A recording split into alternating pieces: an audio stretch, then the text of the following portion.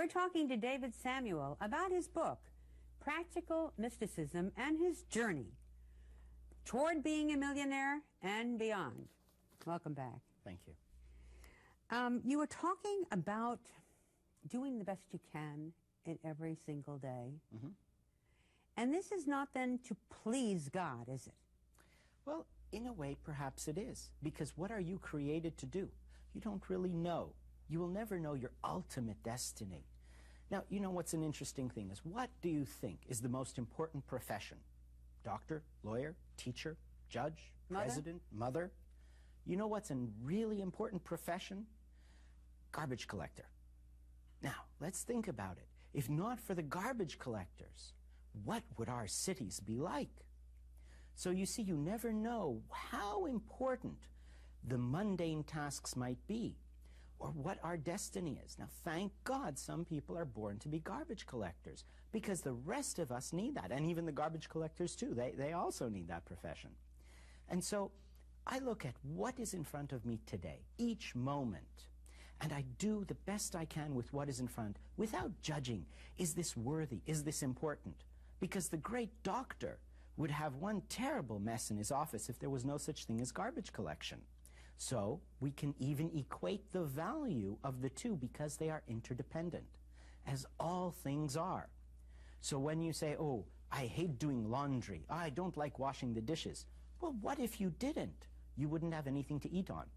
So when we come to the point where we value and see the value of every single task we are doing as equally important because it forms a part of the finished whole, then you will see that no matter what you do will fill you with the joy and the feeling that you are actually acting according to God's will.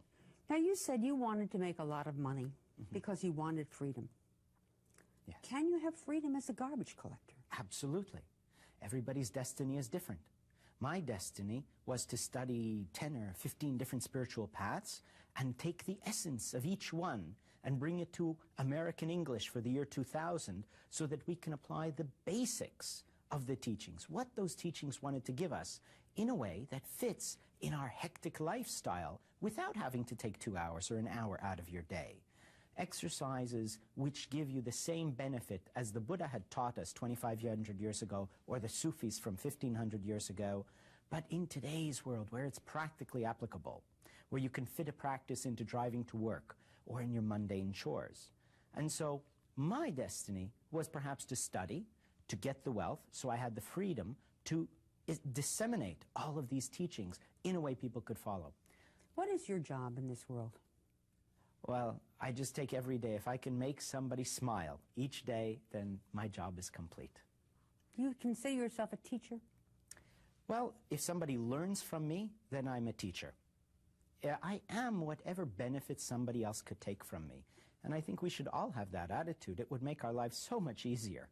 You said that this was your destiny. Mm-hmm. How do we know what our destiny is? You only know that after you've completed it. Normally, it's very hard to really know your true destiny unless you've cultivated strong-minded. Maybe you've had a vision from God or something like that. But in trying to understand these immense concepts, it's beyond our normal intellectual capacity. And so my thought is, if I will do whatever is in front of me, that is my destiny.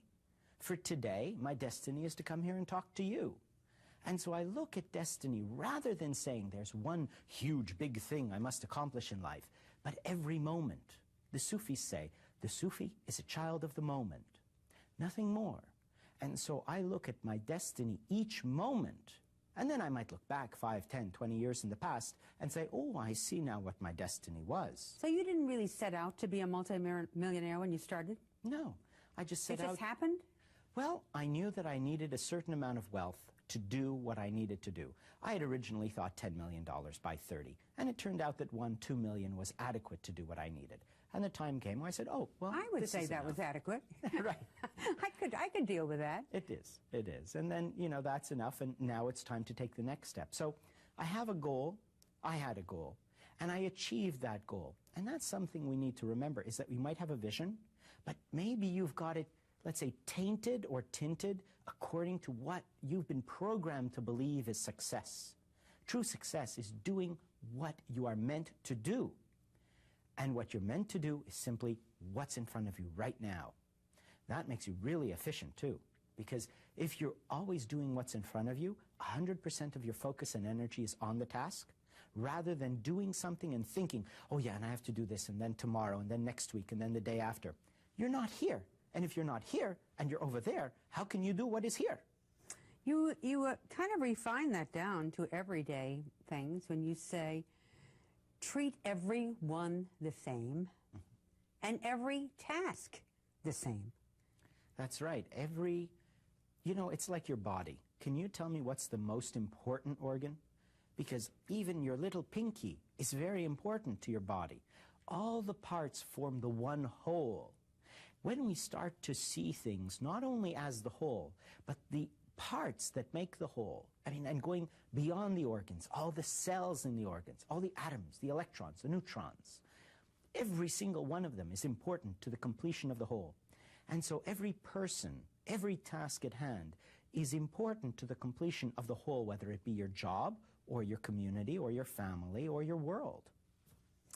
You know, one of the biggest problems in the United States and maybe the world today is depression. There are so many people who are on antidepressive medicine now. What do you think causes this? Well, I think the problem is trying to do something because you're told and you now believe that is what you should be doing rather than what you really are meant to do. One of my students was an executive, and she got fed up with her executive hectic lifestyle. And then she was trying to find something that she should do. What she discovered was drumming. She loved drumming. She wanted to teach drumming to children, drum at parties. And so she started doing this. And she was doing quite well. And then she developed an illness, a clogged gland. And what happened is the gland wasn't clearing up. And so we talked about it. And I said, well, how's your drumming? She says, well, it's doing okay, but not so great. And I feel like I should still get an executive job again, because my parents really are not happy with my drumming career. So I said, That's what you want your kid to be, a drummer, right? Oh, yes. Unless it's in the Duke Ellington band or something. Well, not in her family. Mm-hmm. And so I explained to her, well, you see, you found your destiny, but now you're not following it. And look what's happening. 2 days later, she called me up, or rather an email, and she said, you know what, I thought about what you said, and I gave up looking for part-time executive work or any kind of office job, and I'm fully devoted to my drumming. And you know what? My gland cleared up after 2 months, and nothing the doctors could do. And so don't value something more or less. Find what you enjoy. Find what pleases you. Now, you can still keep your job. Make your pleasure a hobby. But at least allow your creativity to express itself, because creativity comes with a warning. Use me or else. And so the problem, I believe, with the depression, people are not allowing their minds to be fed what it really needs for their personal nature. The school systems have, young children are on these depressants. It's a terrible thing. It's just a way of masking the problem. The problem is they're too smart, and they're not being fed the intellectual food for their minds that they require to survive. Now, if you went on a diet, or you went on a fast, you stopped eating, you stopped drinking, what would happen to your body? Very weak, very drained. You would be listless completely until you drop dead. And so mentally and emotionally, we have the same need for food. We need something to stimulate our mind at its level, to stimulate our artistic creativities. And if that is not fed, we're basically starving our mind. And then we become drained. And since people don't know how to deal with it, they just say, here, take a drug, go to sleep, pass your life this way. You talk about another aspect of depression, and that is inharmonious environmental frequencies. We are very susceptible to the environment. I noticed this one time I was traveling from Spain to Rome, a long journey by train. I left, was feeling great. The train went through an area, a very slummy, dirty area, started to feel depressed. And then a little later on, we were on the French Riviera, beach, people playing in the sun. I felt great. This is the experience of identification. We identify with our environment, which means either the location, the place, or the people. You know, the music that is playing in the background, or the ones you listen to, notice how that affects you. Take an exercise. For 1 week, only one type of music. Another week, another type of music, very different. Then notice, how are you sleeping? How is your digestion? How is your energy? How is your mood in each of those weeks? You'll start to see how your environment affects you. Another thing is, if you come into the office one morning on a bright sunny day, and then by noon everyone is telling you, oh, there's a big snowstorm coming, and it's going to be terrible traffic going home, you start to get all fearful. You don't think that I've got an excellent all-wheel drive vehicle. I have nowhere to rush home to. I can take my time. I'll be fine. No, you don't think that. You start to get the fear of what the other people are talking about, which they got from listening to the radio, which is already telling you that it's going to be a terrible mess going home today. And so you become aware of how your environment affects your moods, and you start to resist them by saying, ooh, I'm being affected. Why? This is ridiculous. Allow me to choose my mood. And they say being enlightened is not that you don't get angry or happy or excited or sad. It's that you choose what you are going to be. Somebody told me they felt that they were making tremendous spiritual leaps when they still got mad and they still got depressed, but it didn't last as long. Exactly. You think that's part of the Absolutely. The barometer? Very much so. I mean, I rarely get mad these days, but sometimes, you know, driving, and I get angry, and I'll brrr, and then, okay, it's over. As soon as the event that is facing me is no longer in my face, I'm not angry anymore, because I'm dealing with what's in front of me. Well, you are a wonderful inspiration to all of us, not only because you've made a lot of money, but because you're a fantastic person and a great teacher, whether you know it or not. We've been talking to David Samuel, who is the author of Practical Mysticism.